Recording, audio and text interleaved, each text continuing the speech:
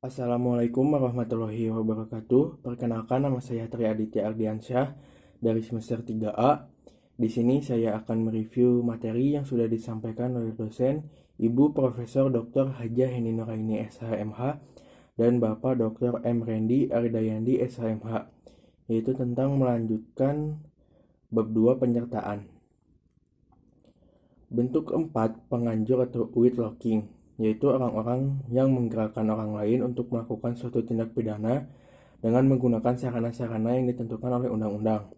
Jadi, antara penganjur dengan menyuruh melakukan hampir sama, yaitu adanya usaha untuk menggerakkan orang lain sebagai pelaku material.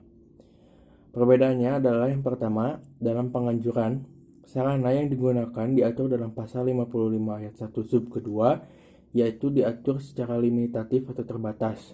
Yang kedua, dalam pembujukan, orang yang membujuk disebut auctor intellectualis dan yang dibujuk atau digerakkan disebut auctor materialis. Ketiga, pelaku material atau auctor materialis dapat dimintai pertanggungjawaban secara hukum atau dipidana karena melakukan perbuatan dengan sengaja. Selanjutnya, dalam menyuruh melakukan. Yang pertama, sarana untuk menggerakkan tidak ditentukan atau tidak terbatas. Kedua, dalam menyuruh melakukan. Orang yang menyuruh disebut manus domina, sedangkan orang yang disuruh adalah manus ministra. Ketiga, pembuat material atau manus ministra tidak dapat dipertanggungjawabkan secara hukum atau tidak dapat dipidana karena tidak mempunyai kehendak. Selanjutnya, syarat-syarat pemidanaan bagi penganjur atau penggerak. Yang pertama, ada kesengajaan untuk menggerakkan orang lain untuk melakukan perbuatan yang dilarang. Kedua, menggerakkan atau menganjurkannya dengan daya, upaya, atau sarana dalam pasal 55 ayat 1 sub kedua. Tiga, pembuat material tersebut dapat dipertanggungjawabkan secara hukum atau dapat dipidana. Selanjutnya, maksud dari pasal 55 ayat 1 sub kedua adalah yang pertama, untuk kepastian hukum. Yang kedua, untuk pedoman bagi hakim dalam pembuktian. Jika daya upaya tidak dibatasi, maka orang yang cerdik pandai dapat memakai daya upaya lain di luar KUHP atau di luar yang diatur oleh pasal 55 ayat 1 sub kedua. Misalnya, ratap tangis, cerita-cerita keberhasilan, dan lain-lain. Adapun daya upaya yang berupa paksaan, ancaman, dan penyesatan dapat masuk ke dalam bentuk menyuruh dan juga menggerakkan. Dasar ukurannya adalah apabila dorongan atau paksaan atau ancaman itu sangat kuat, maka itu adalah menyuruh, tetapi apabila tidak begitu kuat, maka masuk dalam menggerakkan. Selanjutnya, bentuk kelima, pembantuan. Diatur dalam pasal 56 KUHP, yaitu ada dua bentuk. Yang pertama, pada saat kejahatan dilakukan dalam hal ini, jadi ditentukan bentuknya secara limitatif dalam undang-undang.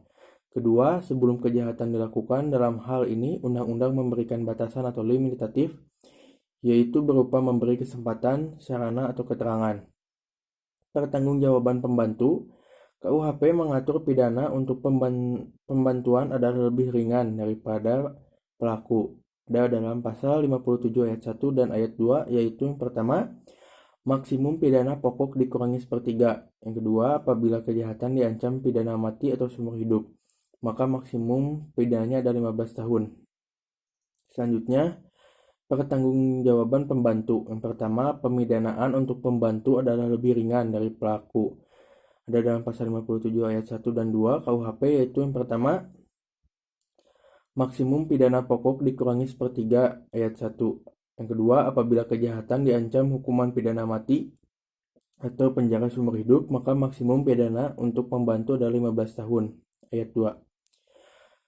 Selanjutnya, pengecualian terhadap prinsip di atas adalah yang pertama, pasal 333 ayat 4, merampas kemerdekaan orang untuk pembantu dipidana sama dengan pelaku. Kedua, pasal 231 ayat 3, penyimpangan barang, pembantu dipidana sama dengan pelaku. Selanjutnya, pidana tambahan untuk pembantu sama dengan pelaku, ada dalam pasal 57 ayat 3. Dalam pertanggungjawaban pembantu, KUHP menganut sistem tidak tergantung pada pertanggungjawaban pelaku pada pasal 57 ayat 4.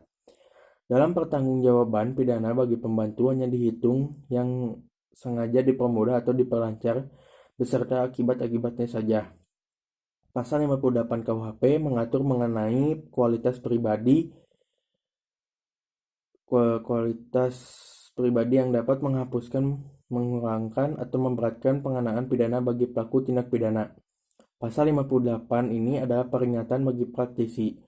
Oleh karena itu, ada kritik dari Profesor Mulyatno dan Profesor Umar Seno Aji bahwa untuk pembantu hendaknya dipergunakan sistem fakultatif, yaitu pengenaan sanksi pidananya diserahkan kepada hakim. Selanjutnya, penyertaan dengan kealpaan. Tindak pidana yang disebabkan karena kealpaan pada prinsipnya tidak dapat dipidana karena tidak mempunyai unsur kesengajaan. Demikian materi yang bisa saya sampaikan. Mohon maaf bila ada kesalahan dan kekurangan. Wassalamualaikum warahmatullahi wabarakatuh.